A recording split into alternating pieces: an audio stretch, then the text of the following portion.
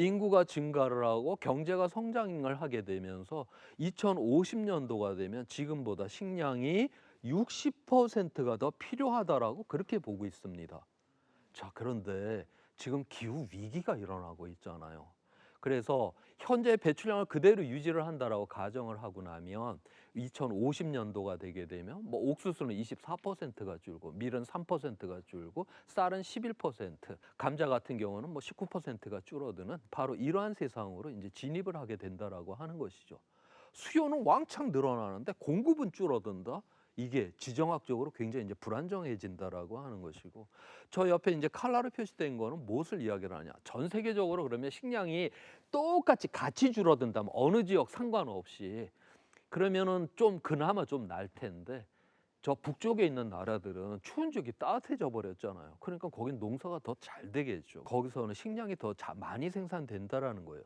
지금 현재 유럽 연합 전체적인 차원에서는 지금 자급자족을 합니다. 유럽은 앞으로 더 이 기후 위기 속에서 식량이 더 많이 생산되는 거예요. 북유럽은 자급자족보다 훨씬 더 많이 생산을 하죠. 그 지역은 더 많이 생산을 한다라고 하는 거예요. 그다음에 저기 누런색으로 표시된 영역들, 저기는 이제 식량 생산이 줄어드는 영역들인데, 저기는 이미 지금도 식량이 모자라는 지역들은 더욱더 많이 줄어든다라고 하는 거죠. 성경에 마태 효과라는 게 있죠. 가진 자는 더욱더 가지게 될 것이고 못 가진 자는 더욱더 못 가지게 될 것이다라고 하는 그 마태 효과가 극단화가 되는 이러한 세상으로 바로 우리는 진입하게 될 것이다. 저렇게 과잉과 결핍이 극단화가 되었을 때 이 전 세계가 얼마나 이제 불안정해질 것이냐. 여기에 대해서 이제 이미 일어났던 일로다가 한번 설명을 드려보도록 하겠습니다.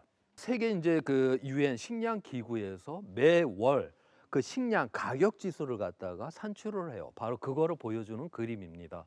2007년도에서 2008년 동안 곡물 가격이 2배가 돼 버렸습니다. 저기서 빨간 줄 한 줄 한 줄로 표시된 거는 뭘 의미를 하냐?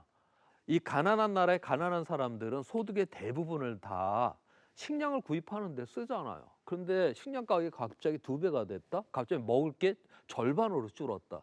우리 인간이 그렇게 먹을 게 절반으로 줄었으면 그 뭐 움킨 배를 움켜쥐고 그냥 가만히 있냐? 그렇게 안 하죠. 뛰어나가서 이제 데모를 하게 됩니다. 그래서 저 빨간 줄 한 줄 한 줄 한 줄이 바로 그 데모가 일어났던 걸 의미를 해요.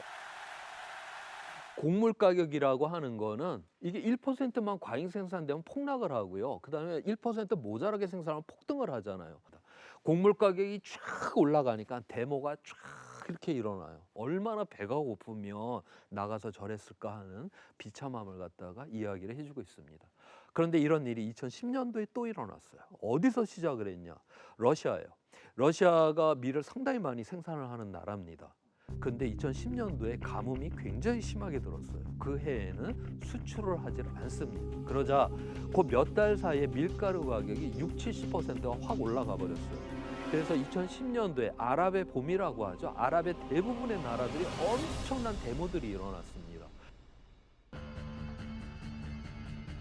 러시아의 가뭄에 의해 갖고 밀가루 가격이 폭등이 되니까 이런 사회적인 폭동이 일어나는 거보다가 바로 이렇게 이제 일어나게 된 것입니다. 그 중에서 이제 시리아가 굉장히 고통스러웠는데, 시리아는 2007년도부터 좀 가뭄이 좀 들었어요. 안 그래도 먹고 살기가 너무너무 지금 힘든 상황이었는데 이 밀가루 가격이 60~70%가 빡 올라가 버리니까 바로 시리아 내전으로 들어가고 IS라고 하는 극렬 분자가 이제 준동을 하는 것이고, 먹을 것도 없는데 막 포탄은 떨어지고 막 총알은 왔다 갔다 하고, 이렇게 비참한 상황 속에서 바로 난민이 된다라고 하는 것이죠.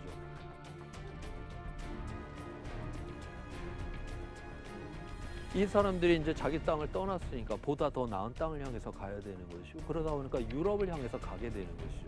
유럽 입장에서는 피부색도 틀리고 말도 틀리고 종교도 틀린 사람들이 수십만 명씩 막 국경을 넘어 들어와요. 그러다 보니까 이걸 국가의 안보의 문제로다가 이걸 다루게 되는 것이고, 당시 이 시리아 난민의 처지가 굉장히 비참했죠. 뭐 2살짜리 소년이 이태리 해안에 막 입사체로 떠오르고 뭐 난리가 났었습니다.